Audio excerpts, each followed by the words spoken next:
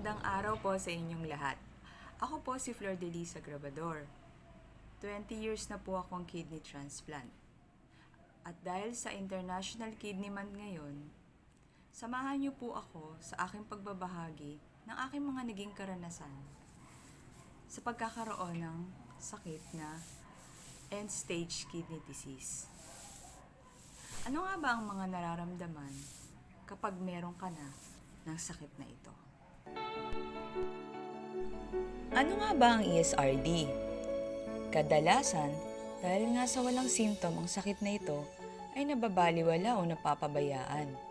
Kaya humahantong sa nakakatakot na end-stage kidney disease o ESRD.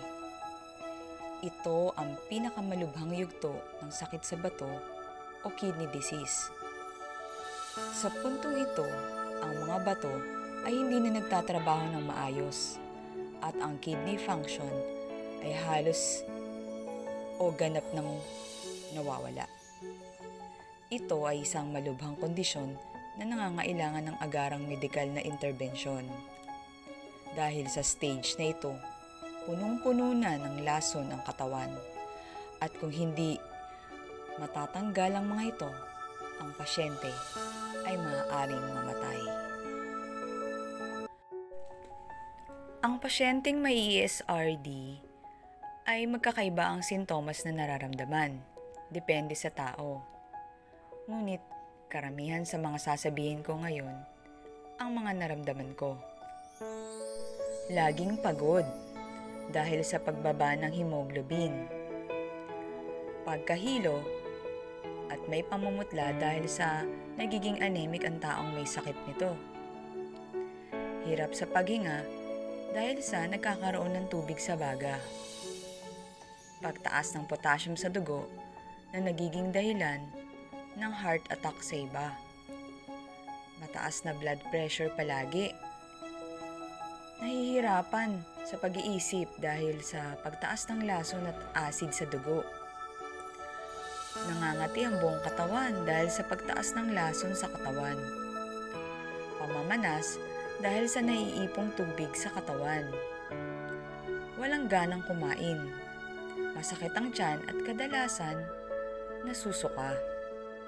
Mahirap at hindi nakakatulog sa gabi dahil sa pagtaas ng creatinine. Labis na pagbula ng ihi dahil sa protein sa ihi. Minsan, kulay tsaa o pula ang ihi o may pagdurugo. Hirap o kaunti ang ihi dahil sa hindi na nakakagawa ng ihi ang mga kidneys. Ano ang dialysis? Ang dialysis ay isang proseso ng pagtatanggal ng mga lason at likido sa katawan gamit ang isang machine. May dalawang uri ng dialysis. Ang hemodialysis, yun nga yung sa braso, kalalagyan ng bubutasan yung braso mo para doon i-connect yung machine. At ang peritoneal dialysis o doon naman sa tiyan para doon i-connect ang dialysis machine. Ang pagpili ng tamang uri ng dialysis ay depende sa katawan at pangangailangan ng pasyente. Ano nga ba ang kidney transplant? Ang kidney transplant ay isang proseso kung saan inililipat ang isang malusog na kidney mula sa isang donor sa isang taong may sakit ng ESRD. Ito ay isang matagalang solusyon na maaaring magbigay ng mas malaking kalidad ng buhay para sa mga taong may sakit sa kidney o ESRD. Gayunpaman, ang kidney transplant ay nangangailangan ng isang malusog na donor at ang tamang pagsunod sa mga proseso ng transplantation. At sa case ko, salamat sa nakababata kong kapatid na siyang nag-donate ng kidney para ako ay mabuhay. Pagkatapos ng kidney transplant, ang pasyente ay lubhang nakakaramdam ng kaginhawahan sa katawan. Sa isang iglap, wala na ang mga dating sakit ng katawan na nakapagpapahirap ng buong katawan. Maari mo na rin kainin ang mga pagkaing hindi mo nakakain noon.